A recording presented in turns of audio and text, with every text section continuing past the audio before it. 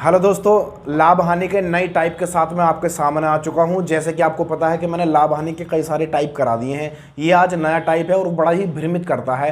कभी कभी कहता है सवाल में कि क्रय मूल्य विक्रय मूल्य के बराबर होगा, कभी कभी कहता है कि विक्रय मूल्य क्रय मूल्य के बराबर होगा, और कभी कभी सवाल में कहेगा कि विक्रय मूल्य के लाभ या हानि के बराबर होगा, और कभी कहेगा कि विक्रय मूल्य क्रय मूल्य के लाभ या हानि के बराबर होगा। ये वाला टाइप बड़ा ही भ्रमित करता है और इसको भाव का केस माना जाता है।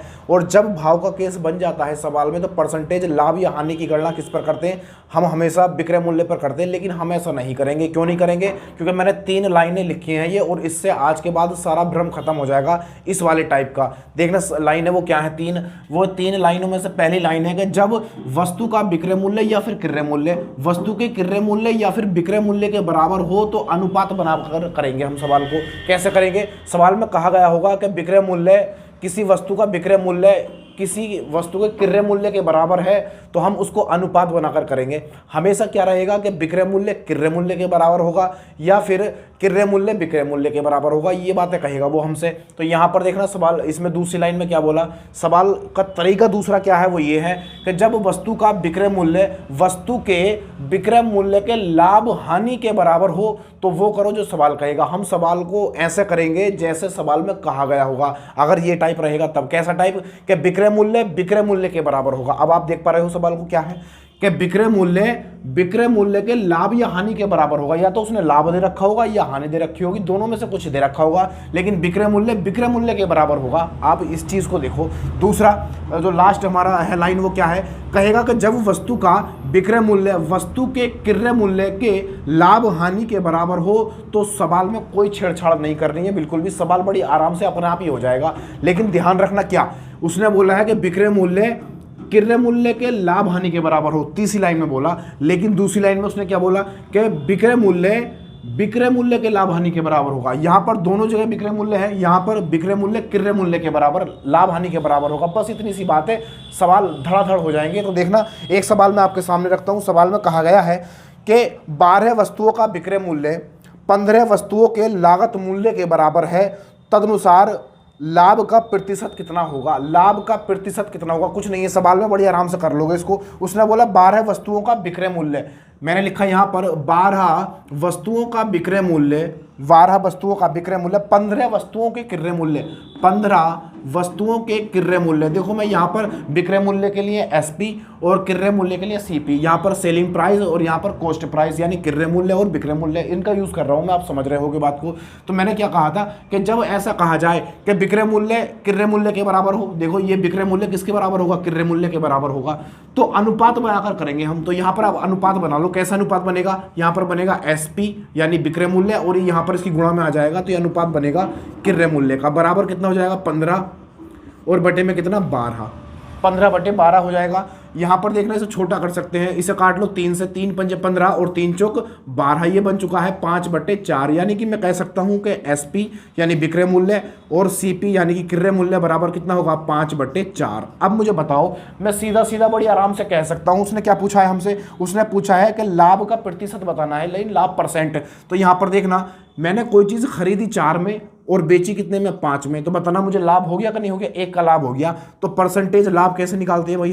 हम परसेंटेज लाभ निकालते हैं लाभ गुणा 100 बटे क्रय मूल्य पर ही निकालेंगे। हालांकि इसे भाव का केस बताते हैं और उसके लिए हम विक्रय मूल्य लगाते हैं, लेकिन हम अपने हिसाब से कर रहे हैं, अपनी ट्रिक लगाकर। तो अनुपात बनाकर हमने किया है, तो परसेंटेज लाभ हानि की गणना हम क्रय मूल्य पर ही करेंगे। तो यहाँ पर देखना, लाभ कितने का? यहाँ पर 5 में से 4 जाएगा, 1 बचेगा, यानी 1 का हमें लाभ है। तो लाभ गुणा 100 और बटे में क्रय मूल्य कितना है? 4। मैंने यहाँ पर 4 रख दिया। इसको भाग कर लो, कितनी बार जाएगा? 25 बार जाएगा। ये हो जाएगा 25%। ये क्या भाई हमारा आंसर है, यानी लाभ कितने का हुआ? 25% का लाभ हो, ये हमारा आंसर है। अगला सवाल हो रहा है, देखो आपके सामने।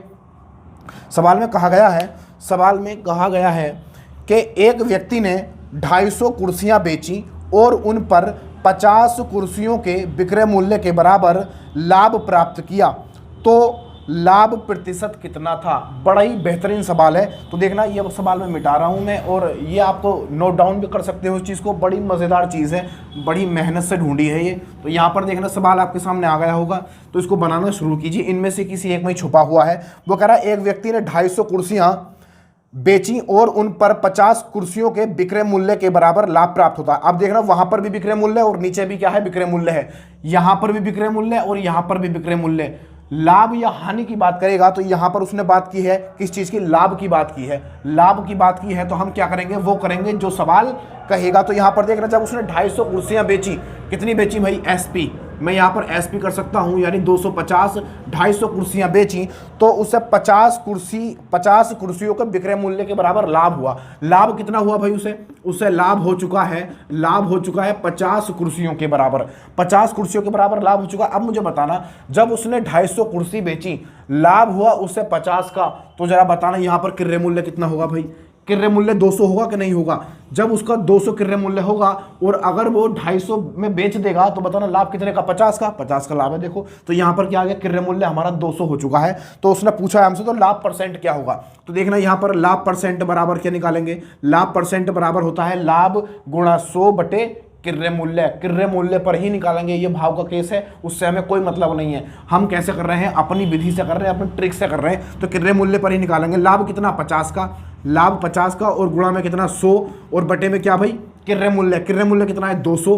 तो यहाँ पर रख देंगे हम क्या, 200 रख देंगे, बस काट लो इसको, 100 से इसे काटो 2 बार कट जाएगा, 100 दूनी 200 और 2 से 50 कितनी बार कटेगा, 25 बार। तो लाभ कितना आ गया हमारा, लाभ परसेंट बराबर आ चुका है कितना, 25% आ चुका है। यही क्या भाई हमारा आंसर है, यही हमारा आंसर है ना धमाकेदार ट्रिक। अगर मेरी ट्रिक पसंद आ रही है तो लाइक दबा दो, चैनल पर नए हो तो सब्सक्राइब कर लो। बड़ी ही बेहतरीन और गजब की ट्रिक आपको दे रहा हूं मैं हर बार, चक्रवर्ती ब्याज और साधारण ब्याज से लेकर साधारण ब्याज का सबके सब बेहतरीन ट्रिक दी है मैंने। तो यहाँ पर देखना अगला सवाल ये है आपके सामने, यहाँ पर कहा गया कि एक विक्रेता को 36 संतरे बेचने पर 4 संतरों के विक्रय मूल्य के बराबर हानि होती है, तदनुसार उनकी हानि कितने प्रतिशत है। बहुत आसान सवाल है, इसे भी कर लोगे। यहाँ पर देखना इसी लाइनों में छुपा हुआ सवाल है ये, इसी लाइनों में छुपा हुआ। उसने बोला कि एक विक्रेता को 36 संतरे बेचने पर 4 संतरों के विक्रय मूल्य के बराबर हानि होती है। जब उसने 36 संतरा बेचे तो 4 संतरों के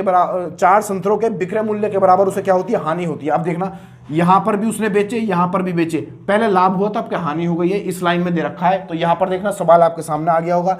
तो जब उसने 36 संतरे बेचे, यानी एसपी की है कितने, 36 संतरे जब उसने बेचे तो उसे 4 संतरों के बराबर हानि हो जाती है। क्या भाई, उसे हानि हो चुकी है कितनी, 4 संतरों के बराबर हानि हो चुकी है। तो यहां पर देखना वो कह रहा है तो हानि प्रतिशत क्या होगा। अब मुझे बताना भाई, जब उसने 36 संतरे बेचे तो उसे 4 की हानि हो गई, तो बताना यहां पर क्रय मूल्य कितना रहा होगा उसका, 40 रहा होगा, 40 रहा होगा। तो 40 रहने की वजह से अगर उसने 36 में बेचा है तो 4 की हानि तभी तो हुई उसे, तो क्रय मूल्य कितना, 40 का।